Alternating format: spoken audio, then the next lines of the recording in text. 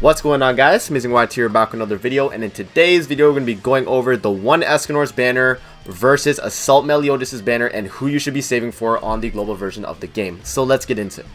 In this video I'm going to go over both Assault Meliodas' kit, the one Escanor's kit, and then both their banners to see which one you should be saving for in terms of value. So let's hop into it. So we start with Assault Meliodas here. Shout out to GC Database for the translations here. But we have Assault Meliodas.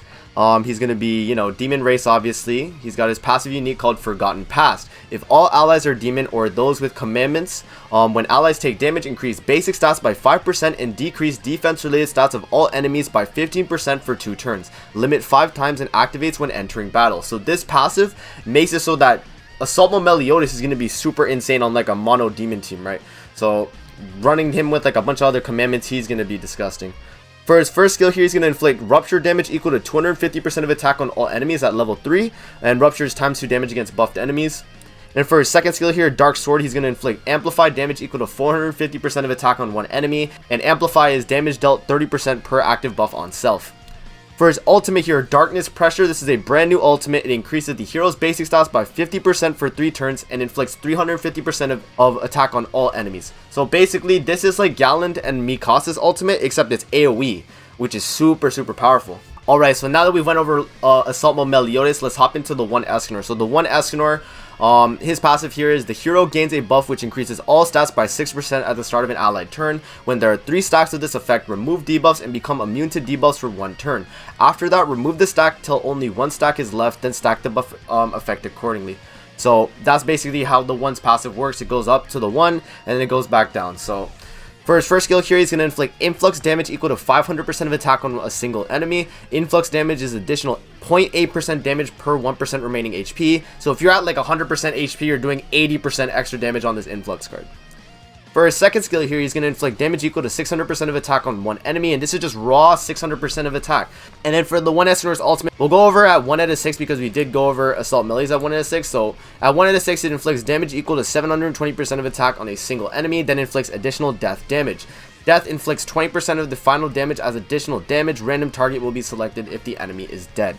So that is both the one Escanor and Assault Meliodas' kits, and now we're going to be going over which banner is going to be better in terms of value. So if we go to the one Escanor's banner, again, shout out to GC Database for the little setup right here. But basically, if we'll just open this in another tab, the one Escanor, we have the new Arthur, Lost Vein Meliodas, Goddess Elizabeth, Small Wing King. We got Red Demon Meliodas, Green Merlin, Red Escanor, Green Estarossa, Blue Droll, Red Zeldris, Roxy, Mono, Camilla, Gamershin, and Green Demon Hendrickson. So pretty good banner. The one's banner was actually very good for people starting out, just because you had a lot of options here for what you could pick. You can get the Coin Shop Sins, you can get the Coin Shop Commandments, you can get the one Escanor, LV, Goddess Elizabeth. Like this banner was really good, right? And all the rates were 0.25 for each unit. For Assault Meliodas' banner here, it's gonna have the Assault Meliodas. It's going to have the New Year's units, so it's going to got the Green Meliodas, the Green Demon Meliodas, Red Elizabeth, and Blue Jericho. And then it's going to have the Coin Shop Estarossa, Zeldris, Darieri, Droll, Gloxinia, and then Fraudrin. And it also Monspeed as well. And then we have Bellion and Elat, which are, they're pretty mid units. And then we have the 3 Archangels, Ludo, Tarmiel, and Sariel. So overall, if we look at both the banners, they're about the same in terms of value if you really think about it, because we aren't getting festival units on Assault Melee's banner, but it makes up for it by giving us the Archangels and the Coin Shop Commandments as well, because the Archangels are very powerful in the meta. Like knowing Sariel, the man deletes everyone. Tarmiel is disgusting with like triple defense, and Ludociel is very good at 6 out of 6 when you well him out. So overall, these units can compete with the festival units on the one Escanor's banner. So I feel like if you actually look at this, the only units that are bad on Assault Melee's banner is going to be Bellion and Elat. If we go to the one Escanor's banner, I would say about Roxy, Mono, and Camilla are just dead units. So that's 3 dead units on the one's banner and 2 dead units on Assault Melee's banner. So if you really think about it, every other pull on this banner is a pretty good pull other than Bellion and Elat, right? So if you guys were wondering who you should be summoning for,